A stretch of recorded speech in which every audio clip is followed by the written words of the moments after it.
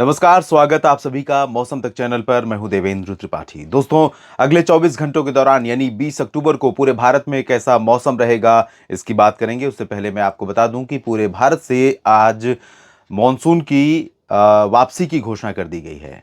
यानी कि अब भारत में दक्षिण पश्चिम मॉनसून का प्रभाव नहीं है। और इस बीच नॉर्थ ईस्टर्ली विंड्स यानी उत्तर पूर्वी हवाएं जो चल रही हैं अभी दक्षिणी प्रायद्वीपीय भारत में, इन्हीं हवाओं के आगमन से मॉनसून के, नॉर्थ ईस्ट मॉनसून के आगमन की यहां पर संभावना बन रही है। जल्दी ही यहां पर नॉर्थ ईस्ट मॉनसून सेट हो सकता है।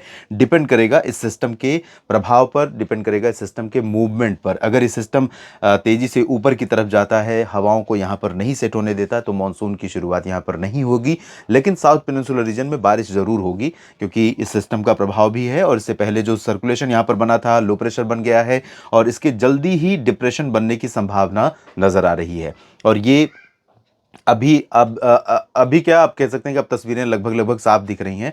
ज्यादातर मॉडल में इसको पश्चिम की दिशा में ही जाता हुआ दिखाई दे रहा है, दिखाया जा रहा है।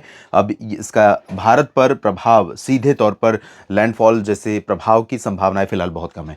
इस बीच एक डब्ल्यूडी उत्तर भारत की तरफ बढ़ रहा है। इसका असर हमें अगले 24 घंटों के बाद दिखाई दे सकता है। लेकिन कुछ बादल मध्य पाकिस्तान से होते हुए राजस्थान और पंजाब हरियाणा पर पहुंचेंगे। सेंट्रल इंडिया और साउथ पेनिनसुलर रीजन के बाकी हिस्सों पर भी बादल पहुंचेंगे। तो ये बादल क्या करामात करेंगे, कितना बदलेंगे मौसम को, आइए जानते हैं।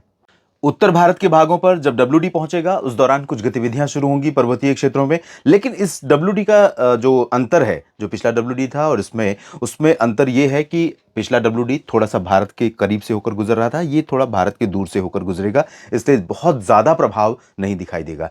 लेकिन यहां पर जो नमी, जो आर्द्रता पहुंच रही है मध्य पाकिस्तान की तरफ, एशिया की तरफ से, पश्चिमी एशिया की तरफ से, ये आगे बढ़ते हुए राजस्थान के सीमावर्ती रीजन्स पर और कुछ पंजाब के भागों के ऊपर पहुंचने वाली है। तो इसके चलते अनुमान यह है कि अगले 24 घंटों के दौरान पंजाब के फजिल्का, फरीदकोट और श्री मुक्तसर साहिब से लेकर नीचे इधर गंगानगर और हनुमानगढ़ समेत बीकानेर, जैसलमेर तक ये बादल दिखाई देंगे। और इन बादलों से कहीं कहीं पर हल्की वर्षा भी हो सकती है। बहुत ज्यादा तेज बारिश के चांस नहीं है, ना ही हेल स्टॉर्म की आशंका है। लेकिन ये जो मौसम है, ये थोड़ा सा उसी तरह का मौसम है जैसा कि प्री मानसून के टाइम पर होता है। तो टेम्परेचर रात का कम होता है, दिन में ज़्यादा होता है। दिन में टेम्परेचर और हवाओं की जो कंडीशन है, उन सभी को देखते हुए रूल आउट भी नहीं कर सकते। किसी एक जगह पर अगर यहाँ पर कुछ ओले गिर जाएं तो कोई सरप्राइज नहीं है, लेकिन इसके चांसेस बहुत कम है। बारिश के चांसेस भी बहुत ज़्यादा नहीं है। बहुत लाइट मामूली रेन होगी या बूंदाबांदी होगी, या हो सकता है कि सिर्फ बादल ये आएँ और निकल जाएँ।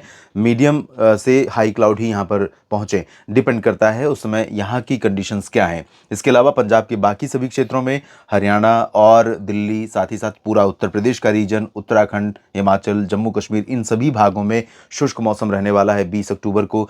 राजस्थान के पूर्वी क्षेत्रों में, यहाँ तक कि चूरू से लेकर जोधपुर, जालौर और ये डूंगरपुर, उदयपुर, प्रतापगढ़, भीलवाड़ा से लेकर चित्तौड़गढ़, और ऊपर की तरफ कोटा, सवाई माधोपुर से लेकर अजमेर, जयपुर, अलवर, भरतपुर, झुंझुनू, दौसा, धौलपुर, करौली, अलवर, इन सभी भागों में शुष्क मौसम रहने वाला है।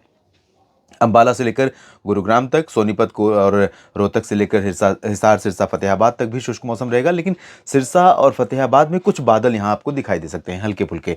और बात उत्तर प्रदेश की करें तो उत्तर प्रदेश में मेरठ हो या मुरादाबाद, सहारनपुर हो या गाजियाबाद, बुलंदशहर, गौतम बुद्ध नगर, बरेली, शाहजहांपुर, सीतापुर, लखीमपुर खीरी, और आगे बढ़ेंगे पीलीभीत से लेकर यहाँ पर झांसी, ललितपुर समेत फिरोजाबाद, फरुखाबाद, एटा, इटावा, मैनपुरी और बहराइच, सीतापुर, गोंडा, बस्ती से लेकर देवरिया, गोरखपुर, बलिया, आजमगढ़, जौनपुर, प्रतापगढ़, सुल्तानपुर, भदोही, मिर्जापुर और वाराणसी, मऊ, चंदौली, गाजीपुर समेत प्रयागराज, फतेहपुर, कानपुर नगर, कानपुर देहात, सभी जगहों पर शुष्क मौसम।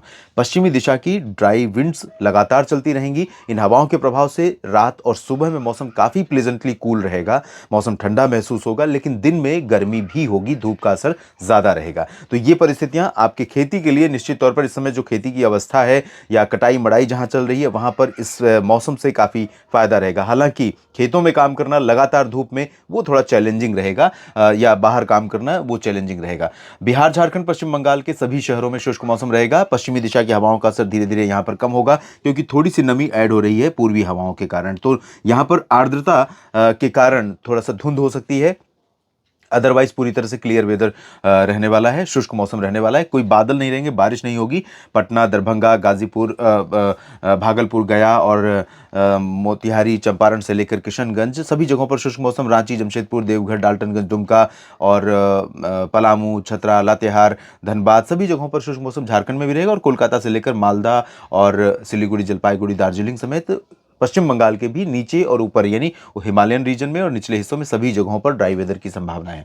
सिक्किम में, साथ ही साथ अरुणाचल, असम, मेघालय, नागालैंड, मणिपुर, मिजोरम, त्रिपुरा, यहाँ पर भी almost entire region dry weather वाला रहेगा। एक दो जगहों पर बारिश के लिए कह नहीं सकते कि इनकार नहीं कर सकते, थोड़ी बहुत गतिविधियां हो सकती हैं। और मध्य भारत की बात अगर करें तो गुजरात के ऊपर से थोड़ी नमी यहाँ पर आ रही है। और ये जो गुजरात के ऊपर से नमी आ रही है क्योंकि यहाँ पर एक एंटी साइक्लोनिक सर्कुलेशन जैसी सिचुएशन दिख रही है लोअर ट्रोपोस्फियर लेवल में, वो नमी थोड़ा सा अट्रैक्ट कर रही है और वही नमी थ्रो कर रही है ऊपर की तरफ, तो राजस्थान के ऊपर जो पहुंचेगी। गुजरात और मध्य प्रदेश और पूर्वी दक्षिण पूर्वी राजस्थान के ऊपर ये वाला जो रीजन है यानी गुना और मुरैना से लेकर के बैतूल, खरगोन, खंडवा, उज्जैन, इंदौर, साथ ही साथ पूरा गुजरात का रीजन, और ये इन सभी भागों में हवाओं में नमी बढ़ने की वजह से थोड़ी सी धुंधली स्थिति हो सकती है या बादल हल्के फुल्के दिख सकते हैं। बाकी बारिश की उम्मीदें बहुत रेयर हैं। ये पूर्वी जो मध्य प्रदेश का रीजन है, सागर, सतना, पन्ना, खजुराहो, रीवा, सीधी, सिंगरौली, उमरिया, जबलपुर, मांडला, बालाघाट, होशंगाबाद, छिंदवाड़ा, बैतूल, इन सभी जगहों पर ड्राई वेदर रहेगा। नरसिंहपुर में भी शुष्क मौसम की संभावना है। और सिमिलर कंडीशन रहेगी महाराष्ट्र में, विदर्भ से लेकर मराठवाड़ा और मध्य महाराष्ट्र, कोंकण गोवा में, रत्नागिरी और सिंधुदुर्ग में थोड़ी बहुत बूंदाबांदी हो सकती है। बाकी चांसेस बारिश के बहुत रेयर हैं। दक्षिण भारत के क्षेत्रों पर प्रभाव अब बारिश का बढ़ने वाला है, स्वाभाविक भी है क्योंकि दक्षिण भारत का दूसरा मानसून, सेकंड मानसून यहां पर दस्तक देने वाला है। और वजह यह है कि नॉर्थ ईस्ट मानसून की हवाएं जो यहां पर चलती हैं वो ये आंध्र प्रदेश के तटवर्ती रीजन से लेकर के पूरा तमिलनाडु, लक्षद्वीप और लक्षद्वीप में पुदुचेरी, केरल, दक्षिणांतरिक कर्नाटक, रायलसीमा, इन सभी क्षेत्रों को प्रभावित करती हैं।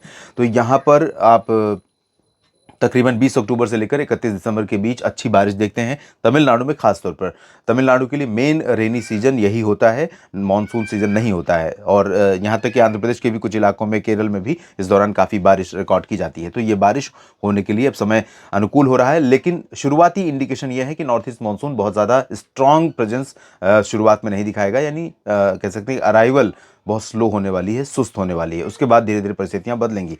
वजह यह है कि यहाँ पर जो सिस्टम बना हुआ है कहीं ना कहीं वो इसमें एक रोल प्ले कर रहा है। ये सिस्टम अगर नहीं होता तब अलग परफॉर्मेंस होता और अलग तरह से हवाओं का असर देखने को यहाँ पर मिलता। फिलहाल अंडमान व निकोबार द्वीप समूह के करीब काफ़ी ज़्यादा हवाएं चल रही हैं, समुद्र में ऊंची लहरें उठ सकती हैं, हवाएं तेज चलेंगी, बारिश हो सकती है भारी तमाम जगहों पर साउथ से लेकर नॉर्थ के बीच में। और यहाँ पर बना सर्कुलेशन जल्दी ही इंटेंसीफाई होकर लो प्रेशर बन सकता है। इसके मूवमेंट पर डिपेंड करेगा। ये भारत के तटों को दक्षिण से लेकर उत्तर तक जो ओडिशा का रीजन है यहाँ तक भारत के कई राज्यों को प्रभावित कर सकता है। फिलहाल इस बुलेटिन में इतना ही। लगातार बने रहिएगा मौसम तक चैनल और न्यूज़ मीडिया मंच के साथ। जानकारियाँ कैसी लगती हैं कमेंट बॉक्स में ज़रूर बताइए। अगर उपयोगी हैं तो लाइक और शेयर करना ना भूलें।